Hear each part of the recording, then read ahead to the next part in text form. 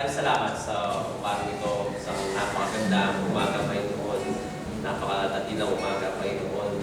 God, celebrate namin ang iyong mulit pagkabuhay, Panginoon. We thank you, Lord, sa oras mong ito, sa araw mong ito, kung saan, Panginoon. God, Lord, kami nandiritong lahat dahil sa iyong biyaya, Panginoon. Dahil sa iyong pag-ibig sa bawat isang po sa amin, Panginoon. And we thank you, Lord, for the hope, Panginoon, na yung pinagkaroon sa amin ng Lord, sa iyong mga pangako, Panginoon. And Lord, patuloy namin pinagkakatiwalaan. This morning, God, gusto po namin ngayong patuloy na awitan, papurihan sa pahit, Panginoon, dahil deserve niyo po ang lahat ng ito, Panginoon. Malaban po namin kayo, Lord, sa inyo po lahat ng papurihan at magsama sa tayong pangalan na namin, Panginoon Jesus.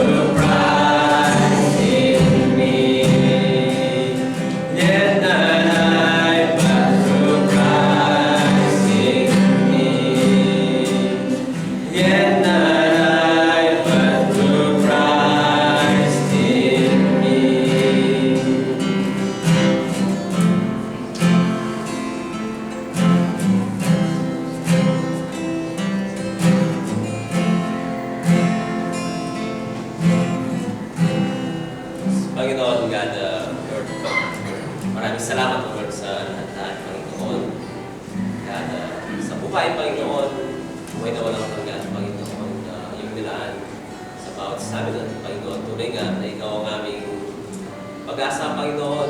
Ikaw ang aming Panginoon Jesus, Panginoon, ang siyang God na narito, namumuhay sa aming mga puso, Panginoon. And God, maraming salamat, O Lord, sa lahat-lahat, Panginoon. Maraming salamat, God, na muli kang nabuhay para sa amin, Panginoon. Para sa bawat isa po sa amin, Panginoon.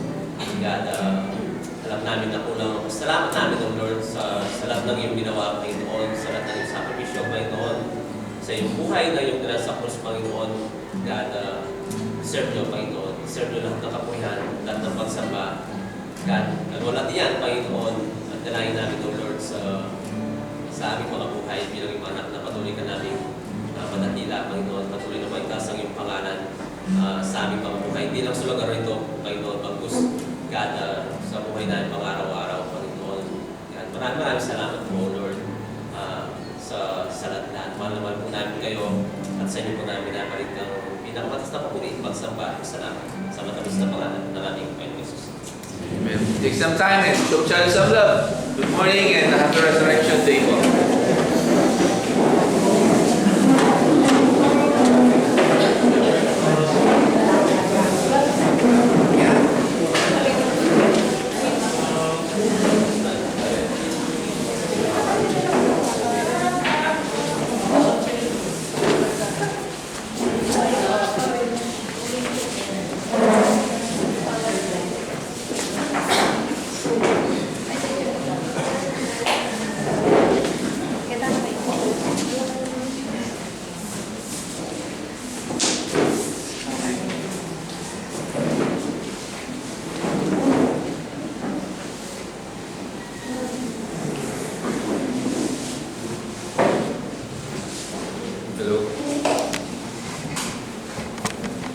Hello. So, magandang umaga po. Morning. Good morning. Happy Resurrection. So, ngayong umaga po, ang ating title is From Tears to Triumph, Meeting the Risen Christ. So, John chapter 20, verse 1 to 18 po tayo. But before we start, again, meron po tayong few announcement bago po yung pagkatapos po ng ating message ngayong umagang ito. Meron po tayong konting pagkain doon sa labas at meron tayong konting egg hunting sa mga bata. So if you want to stay and uminom ng kape at uminom ng sopas para bumilis ng konti. At may pandesal po tayo at mga itlog. Diba? Hindi po yung mga itlog ng mga bata, hindi po nakakain yun. But meron po tayong konting pagkain sa labas namin. Okay? So, let's start. If you have your Bible, please turn to the Gospel of John, chapter 20, verse 1 to 18. Let's pray.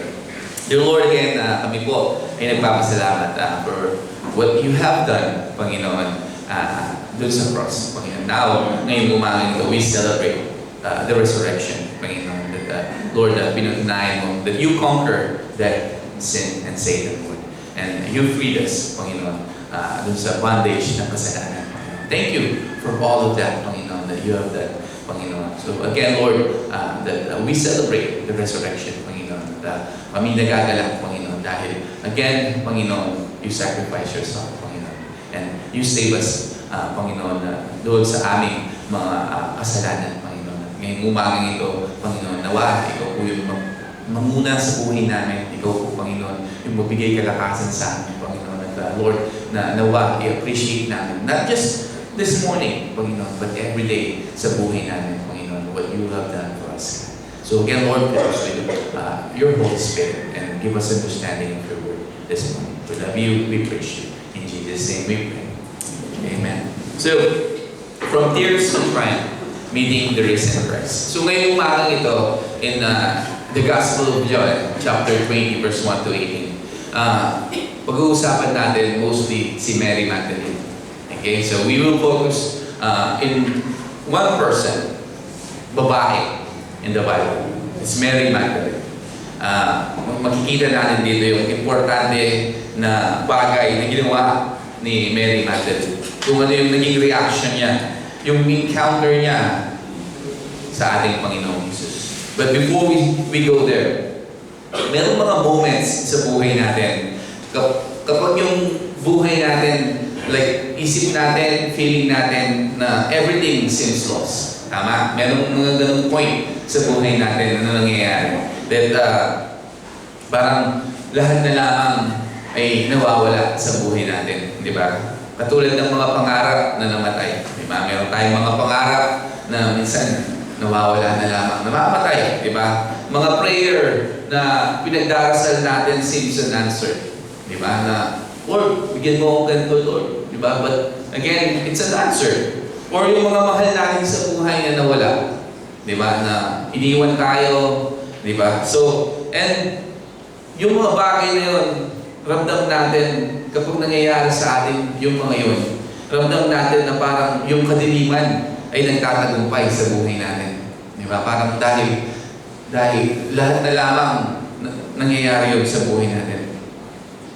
Ngayong umagang ito, ganun yung nararamdaman ni Mary Magdalene. Nung unang umaga ng resurrection, ganun ang nararamdaman ni Mary Magdalene. Dahil si Jesus, ang ating Panginoon, is the one who changed her life. Siya yung nagpabago sa buhay ni Mary Magdalene. But ngayon, He had been crucified, ang ating Panginoon. The one she followed, the one she loved, the one she believed in, nandun siya, nakahiga dun sa tomb. That's what Mary thought, di ba? But again, Mary Magdalene, pumunta siya dun sa libingan ng ating Panginoong Jesus. Di ba? Dun sa tomb. Hindi siya nag-expect ng resurrection dito dahil hindi niya alam. Gusto niya lang pumunta doon sa tomb. But it's not. And she's not expecting resurrection o muling pagkabuhay. Ano yung ina-expect ni Mary Magdalene dito? Ina-expect niya na makikita niya ang ating Panginoong Jesus patay pa rin. Nakahiga doon sa bed o doon sa tomb. Dead. But what Mary did not know ay ito. Yung darkest morning ng kanyang buhay was about to become the greatest moment ng buhay niya. So yung passage na to, nagpapakita sa atin ngayong umagang to na something powerful. When Jesus rose from the dead, nung nabuhay uli ang ating Panginoon, He turns our sorrows into joy. Yung mga confusion natin sa buhay into faith. And yung ating mga pagluha or tears into testimony ng buhay natin. Ngayong umagang ito, we will see powerful truths from Mary's encounter with the risen Christ. So let's start in verse 1 to 10. Sabi niya, Tagalog dito, but I will read in English. Sabi niya, now, the first day of the week, Mary Magdalene went to the tomb early, while it was still dark, and saw that the stone had been taken away from the tomb.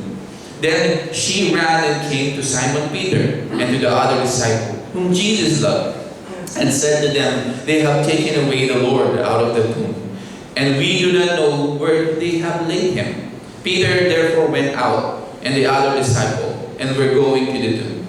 So they both ran together, and the other disciple outran Peter, and came to the tomb first. And he, stooping down and looking in, saw the linen clothes lying there. Yet he did not go in. Then Simon Peter came, following him, and went into the tomb. And he saw the linen clothes lying there, and the handkerchief that had been around his head, not lying with the linen clothes, but folded together in a place by itself. Then the other disciple who came to the tomb first went in also.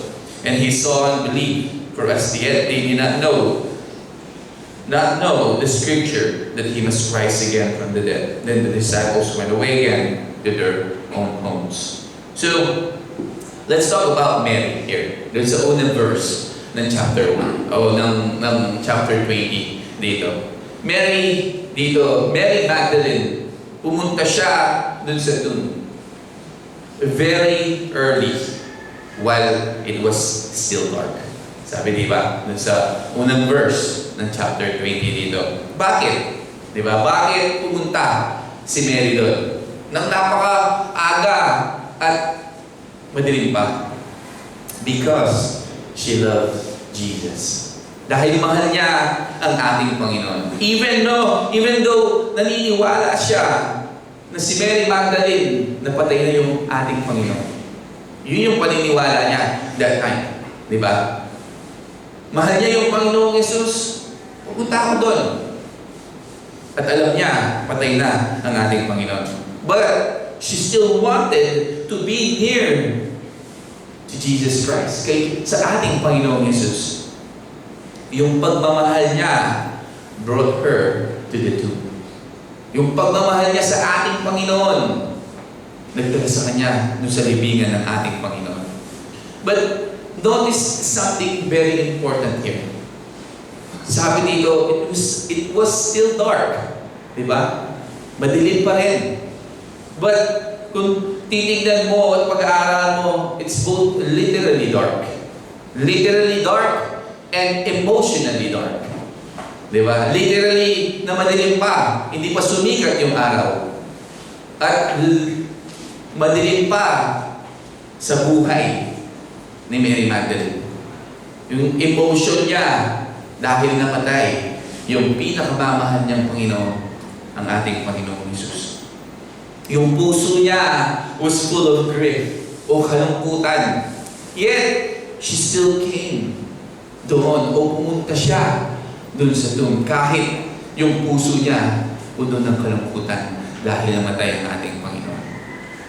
It's the same thing. Sometimes we come to God while yung puso natin are still dark. Well, ano yung ibig sabihin nun? We come with questions. We come with grief or kalungkutan. We come with disappointment sa Panginoon and confusion. But take note, God ino-honor ng Panginoon yung puso that still seek Him. Katulad ni Mary dito. Mary, yes. Mary Magdalene. Pumunta siya sa Panginoon with, yung buhay niya, yung emotion niya is still dark. Di ba? Dahil nalulungkot siya. Dahil namatay yung pinakamamahal niya na ating Panginoon Jesus. She comes to the tomb with questions, with grief, with disappointment, with confusion. It's the same thing sa ating buhay. Sometimes we come to God with all of that, right? But He honors lahat ng mga question, lahat ng mga dinadala natin yun. But still, when we seek Him, katulad ni Mary Magdalene, we may not understand everything. Hindi man natin maintindihan lahat. But if we keep seeking Jesus, we will find Him. Anong sabi niya in Jeremiah chapter 29 verse 13? He said, "You will seek me and find me when you seek me with all your heart." Sabi ni Jeremiah in chapter 29 verse 13. So, imagine niyo ang isang bata, di ba? Yung anak mo o anak natin na gumising ng madaling araw dahil may napanaginipan siyang masama. Di ba? Kahit na yung bahay ay napakadilim, yung anak natin o yung bata na nanaginip ng masama, he will run towards sa kanyang mga magulang. Bakit? Bakit kahit sa sobrang dilim ng kapaligiran, he will choose to run sa kanyang mga magulang? Why? Dahil mahal niya at pinagkakatiwalaan niya ang kanyang mga magulang. Because love and trust lead him there sa kanyang mga magulang. It's the same way Mary Magdalene ran towards the tomb of Jesus Christ. Dahil mahal niya ang ating Panginoong Jesus at pinagkakatiwalaan niya ang ating Panginoon. And it's the same way, katulad ng ginawa ni Mary Magdalene, dapat ganun din tayo. We must run to Jesus Christ. When life wounds us, kapag yung buhay na to ay puno ng sugat, when we face disappointment, kalungkutan, failure sa buhay na to, at pagkatakot, dapat yung first response natin should be to run to Jesus Christ. Run to Him in prayer. Run to Him through His Word, sa Kanyang mga salita. Run to Him with all of our burdens sa buhay na to. Just as Mary, katulad ni Mary, that she ran towards the tomb because yung puso niya long for Jesus Christ. Tama? Dahil mahal na mahal niya ang ating Panginoon, Mary run toward Jesus Christ. Dun sa kanyang libingan. We too, tayo din, must run to Him every part ng buhay natin. Every part ng buhay natin, we must continue to go and seek Him and run to Him always. Sabi nga in Hebrews chapter 4 verse 16, let us then with confidence draw near to the throne of grace, that we may receive mercy and find grace to help in time of need. Sabi in Hebrews 4:16. So mga kapatid, kapag yung buhay natin becomes difficult, we do not find rejection, run towards Jesus Christ. Kapag yung buhay na to, di ba, napakahirap, napaka-difficult, do not run away from God. Huwag tayong tumakbo, papalayo sa Diyos, but run towards Him. Because when we run to Jesus, hindi niya tayo i-reject. Di ba? Hindi niya, ayaw kita. No. But when we run to Him, doon natin matatagpuan yung grace and mercy and hope that we're looking for. So, kung yung buhay man natin ngayon feels dark, katulad ni Mary, di ba? The first resurrection, the first morning of resurrection, Mary's emotional life is dark. Kung katulad man natin yung nararamdaman ni Mary ngayong umagang ito, that our life feels dark, do not stop seeking Jesus. Your sorrow may bring you to Jesus Christ. So, but His presence, yung presensya ng ating Panginoon, will change everything. As we continue here in verse 11 to 15, sabi niya, but Mary stood outside by the tomb, weeping. And as she wept, she stood down and looked into the tomb. And she saw two angels in white sitting, one at the head of the other at the feet, where the body of Jesus had lain. Then they said to her, woman, why are you weeping? She said to them, because they have taken away my Lord, and I do not know where they had laid Him. Now when she had said this, she turned around and saw Jesus standing there, and did not know that it was Jesus.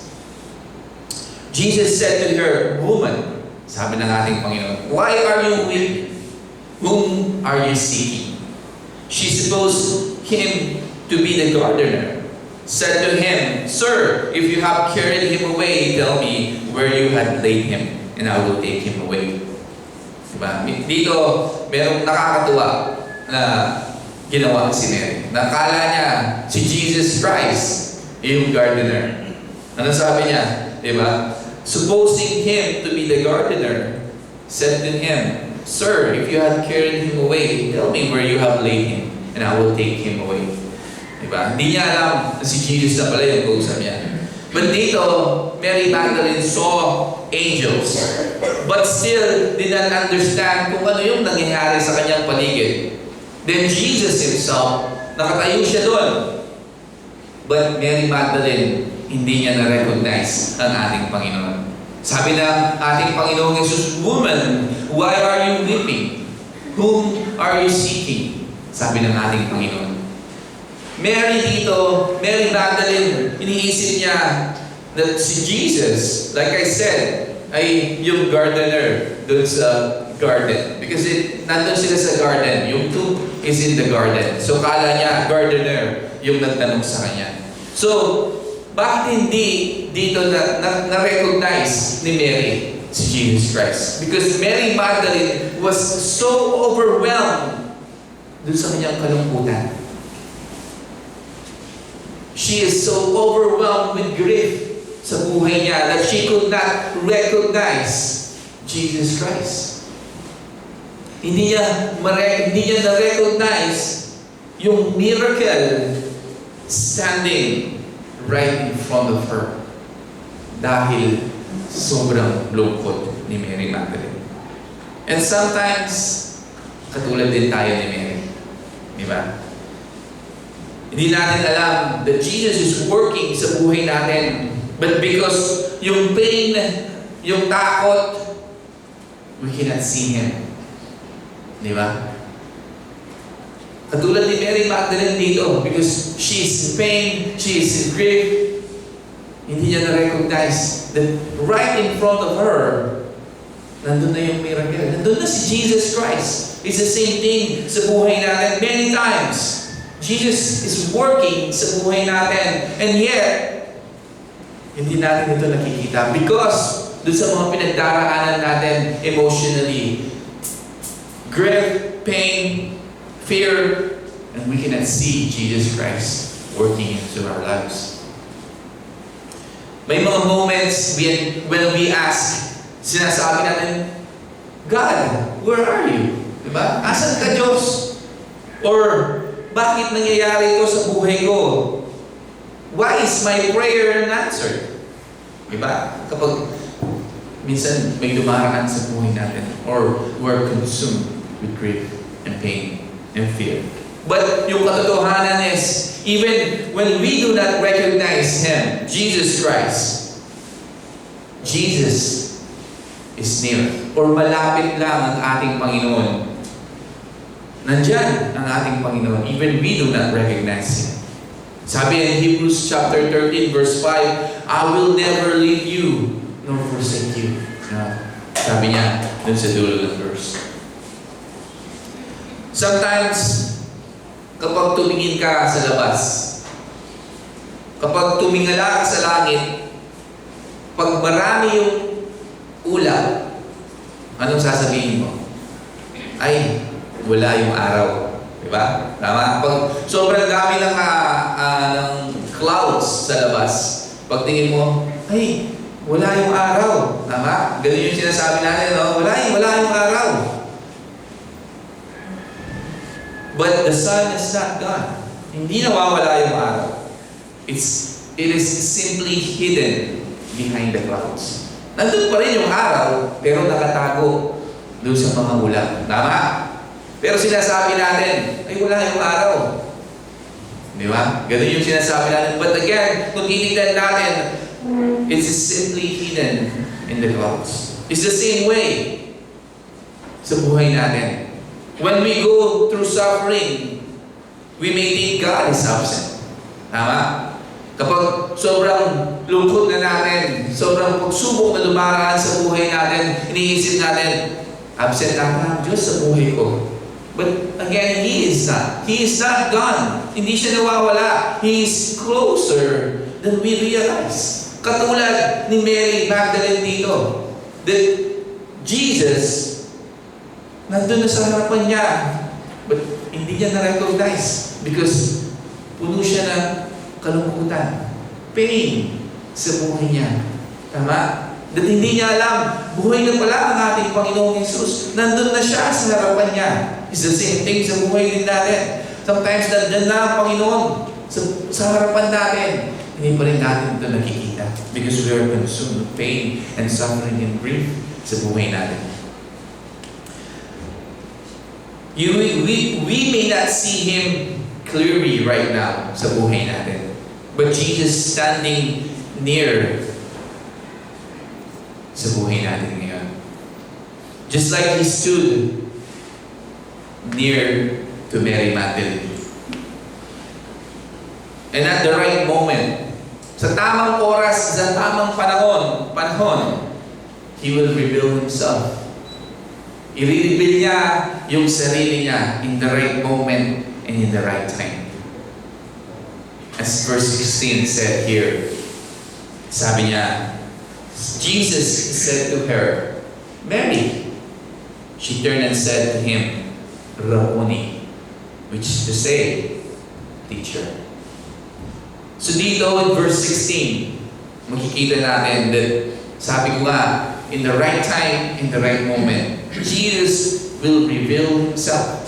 And in this verse 16, Jesus revealed Himself to Mary Magdalene. Ano sabi niya? Mary. And she turned and said to Him, Rabboni, which is to say, teacher. So instantly dito, Mary Magdalene recognized Jesus Christ. Tama? Sinabi niya, Mary. Sinabi agad ni Mary Magdalene, Teacher, Rabboni. Di ba? She cried out, Teacher. Alam niya kaagad. Because Jesus Christ, nireveal niya yung sarili niya kay Mary Magdalene. The moment Jesus spoke her name, everything changed. Nung sinabi ng ating Panginoon yung pangalan ni Mary, nagbago ang lahat. Yung grief, yung kalungkutan ni Mary, turned to joy. Yung confusion, turned to faith. At yung kanyang pagluha, turned into worship. Because the voice of Jesus Christ is so powerful. Sabi nga in John chapter 10 verse 27, My sheep hear my voice, and I know them, and they follow me. Sabi niya. Mary Magdalene, alam niya yung boses ng ating Panginoon. Anong narinig niya ito? Alam niya that Jesus was alive. Nabuhay na ang ating Panginoon. Sabi niya, Teacher, ikaw na yan. Di ba? But again, ngayong umaga nito, Jesus still calls people. Tinatawag niya pa rin yung mga tao. Hindi lang si Mary yung tinatawag niya. But even today, Jesus calls. He calls through His Word, His Spirit, His love, and the gospel message na binabasa natin at tinuturo natin. And when Jesus calls a person, kapag tinawag ng ating Panginoon ang isang tao, their life will never be the same. Isipin nyo ang isang tao na tinawag na, kaibigan nyo. Nandun kayo sa maraming tao. Tapos, magkahiwalay kayo. Dulo-dulo. Sumisigaw siya na, Arnold! Di ba? Alam na alam mo na siya yung kaibigan mo. O ito na lang, nung bata ako, nandun ako kina Apong Belling. Kailan si Apong Belling? Nandun ako. Pag sumigaw na yung nanay ko, alam na alam ko, boses na yun. Dahil, matagal na kami magkasama. Di ba? Dahil, alam ko yung boses niya. Kapag narinig ko na yung Arnold! Tatakbo na ako. Kasi nakahanda na yung pamalo. Di ba? Siguro layo nun. Nandun sa Apong Belling. Rinig mo yung boses ng nanay ko. Di ba? Pag narinig ko na yung takbo, huwag ka lang magdalawang isip. Kapag nagdalawang isip ka, mapapalo ka ng hangin. Di ba? But again, the thought is, I know the voice ng aking magulang. Di ba? That's what happened kay Mary Magdalene dito. Among all the confusion at kalungkutan na dinadala niya, narinig niya pa rin yung boses ng ating Panginoon. The one who loved her. Alam nating lahat that Jesus loved Mary Magdalene. Tama? Binago niya si Mary Magdalene. Siya yung unang-una na nagbabago sa buhay ni Mary Magdalene. At siya yung sinunod ni Mary Magdalene. So Jesus know our name. Lahat ng pangalan natin, alam ng ating Panginoon. And the Lord Jesus Christ knows our pain. Alam niya lahat ano yung pinagdaraanan natin dito. Hindi ko man alam, but alam ng Panginoon kung ano yung dinadala niyo ngayon habang nandito kayo sa ating church. He knows your story. Alam niya ano yung story ng buhay niyo. And today, He's still calling people to Himself. And in verse 17 and 18, sabi niya, Jesus said to her, "Do not cling to me, for I have not yet ascended to my Father. But go to my brethren and say to them, I am ascending to my Father and your Father, and to my God and your God." Mary Magdalene came and told the disciples that she had seen the Lord, and that He had spoken these things to her. The first person na mag-proclaim ng resurrection, sino? The unang-una na mag-proclaim that Jesus is alive, sino? Si Mary Magdalene. Siya ang pinakauna to proclaim the resurrection of Jesus Christ. Mary Magdalene. A woman, isang babae whose life Jesus had transformed. Isang babae. Diba? Imagine, hindi si Peter, hindi si John, but Mary Magdalene, who unang-una proclaimed the resurrection of Jesus Christ. The moment she met the risen Christ, she became a witness. Siya naging witness kung paano nabuhay ang ating Panginoon. So when someone truly encounters Jesus Christ sa buhay niya, they cannot keep it to themselves. They want to tell others. Diba? Kapag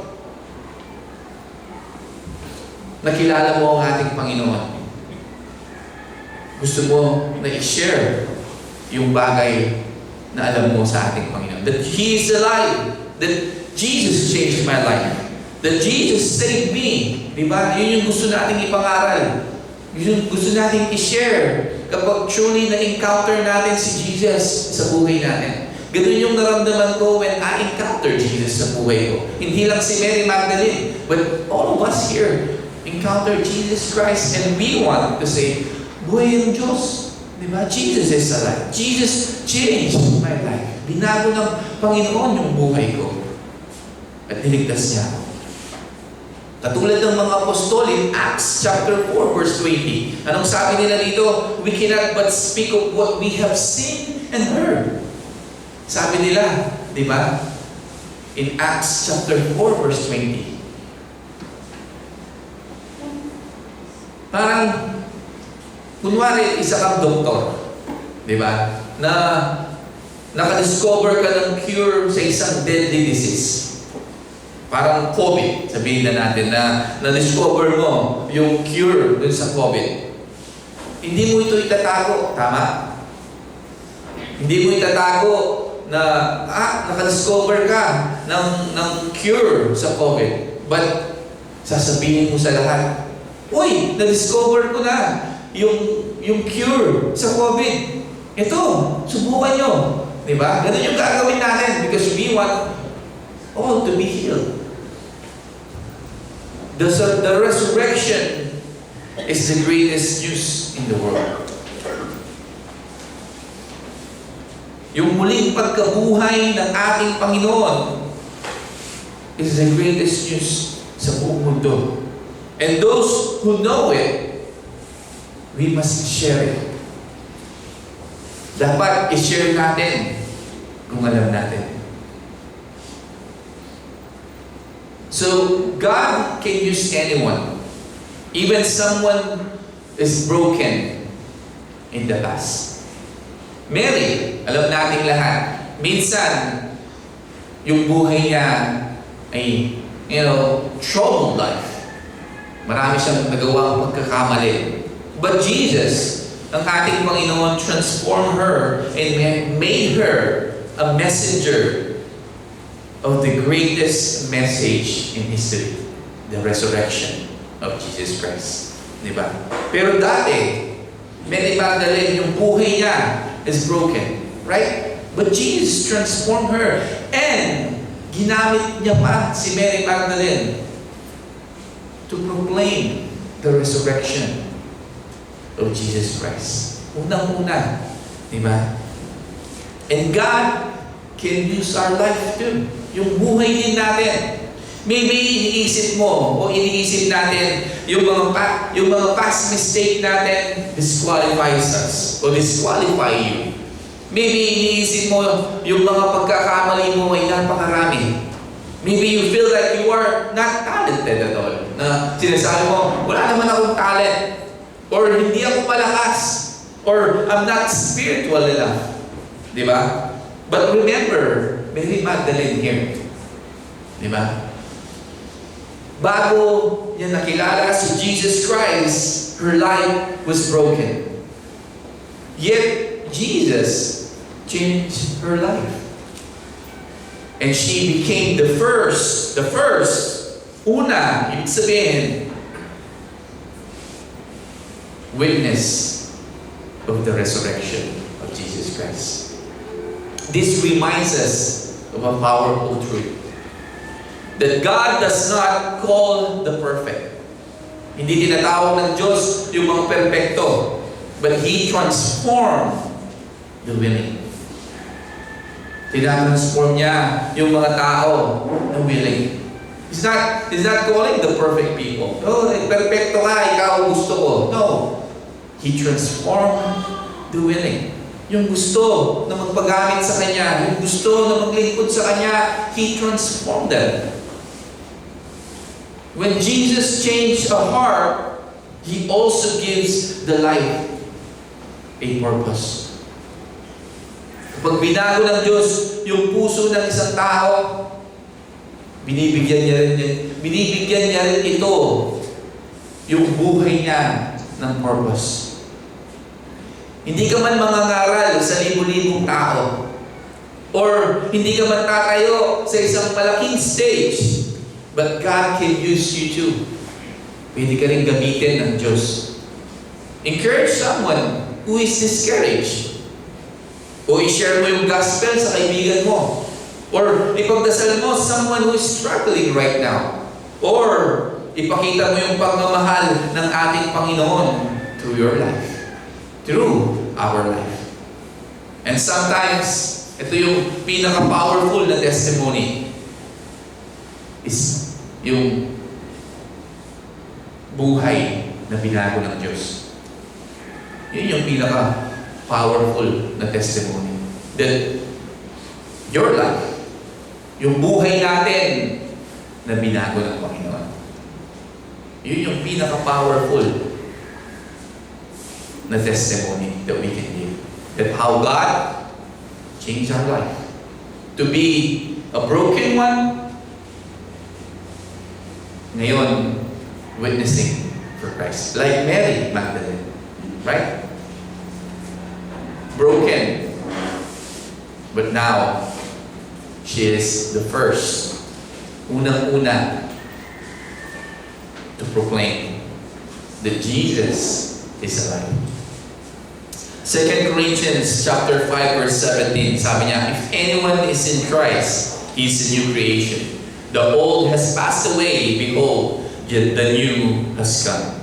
So, never believe yung kasinungalingan that yung buhay natin is too small or too broken for God to use. Huwag tayong maniwala doon. Na yung buhay mo ay maliit lamang. O yung buhay mo, napakaraming pagkakamali na hindi ka na pwedeng gamitin ng Diyos.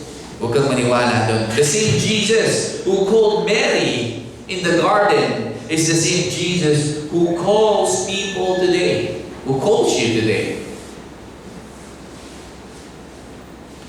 And if we give our life, and if you give your life to Him, He can take your story. even yung mga painful parts ng buhay mo, and turn into a testimony ng kanyang grace. God can use your life, our life, to bring hope to someone else. Tandaan natin yun. So, huwag natin i-underestimate what God can do through a life that is surrendered to Him. Huwag natin i-underestimate yan. If you surrender your life through God, He will transform it. At yun yung patunay. Kayo, di ba? When you surrender your life to Christ, there's transformation na nangyari sa buhay. Hindi lang si Mary Magdalene yung transform niya. Every one of us here, God already transformed. Di ba? And all of us here are witness. Not just His resurrection, but His love and grace sa buhay natin. So when Mary came to the tomb, she was crying, right? Umiiyak siya. Puno siya ng grief sa buhay niya. Pain. Because yung mahal niya, si Jesus Christ, o ang ating Panginoong Jesus, ay isip niya namatay. But when she left, o nung umalis siya dun sa garden, dun sa tomb, paano siya umalis? She was rejoicing. Right? That Jesus is alive. Sinabi niya dun sa mga apostol, nabuhay na yung Panginoon. Diba? So why she is rejoicing? Bakit nagagala si Mary? Because Jesus is alive. Right? Buhay ng ating Panginoon. The resurrection of Jesus Christ changed everything. Sin can be forgiven. Death is defeated. And hope is alive. New life is possible because Jesus is alive. The same Jesus who met Mary in the garden is the same Jesus who met people today, who meets people today. Jesus still calls people by name. Still saves. Still restore yung mga broken hearts. And He still bring light, kaliwanagan, into the dark places.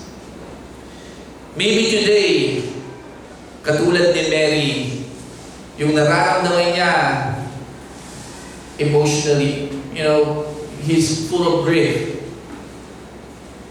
Katulad ni Mary, nung umagang yon, ganun din yung nararamdaman mo ngayong umagang ito. Grieving, confused, searching. But ito yung tandaan nating lahat. The tomb is empty. The cross is not the end. Like I said on Friday, Sunday is coming. And right now is Sunday. And Jesus is alive.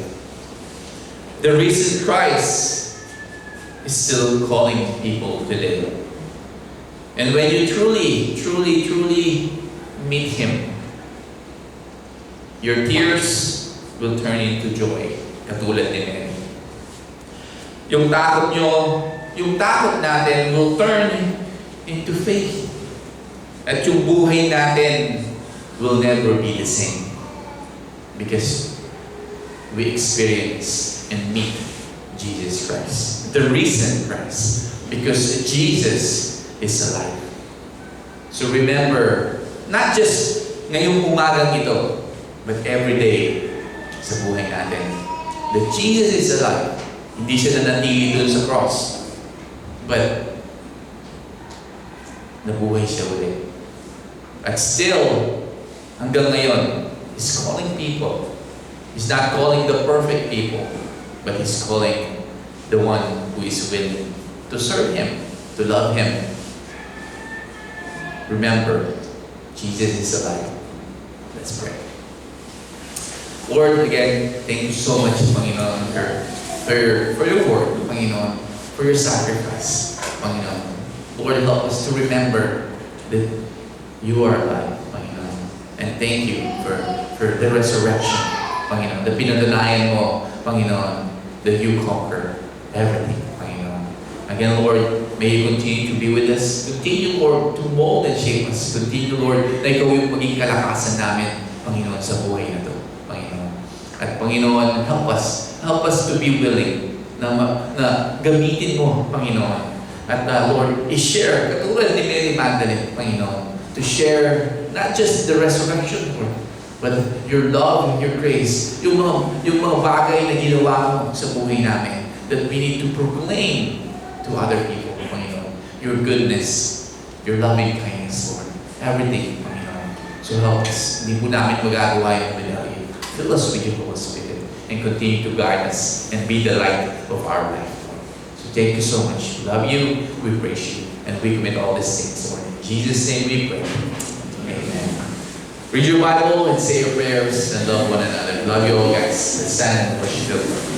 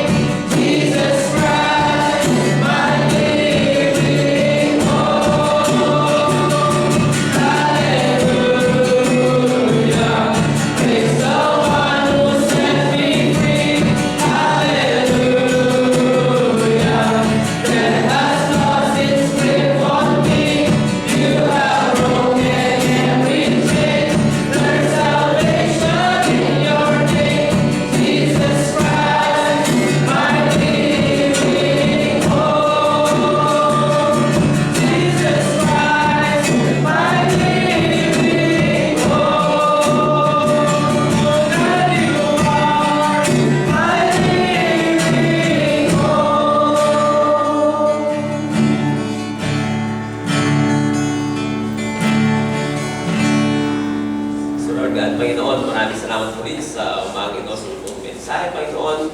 Tunay nga, Panginoon, na ikaw ang aming buhay na pag-asa, Panginoon, na mayroon kaming hope, O Lord, dahil sa inyo, Panginoon. Salamat sa pagmamahal, Panginoon. Salamat, Panginoon, sa lahat ng iyong ginawa para sa amin, O Lord, dahil sa inyong pag-ibig sa bawat isa sa amin, Panginoon. Thank you so much, O Lord. God, dalayan namin na ang aming napakinggan, napag-aralan this morning, manatili sa iyong mga puso at sa pamumuhinan. Panamat po namin kayo, sa inyo po namin nabalik ang lahat ng kaprihan, pagsamba at pasalamat sa tayo pa ng aming Panginoon Jesus.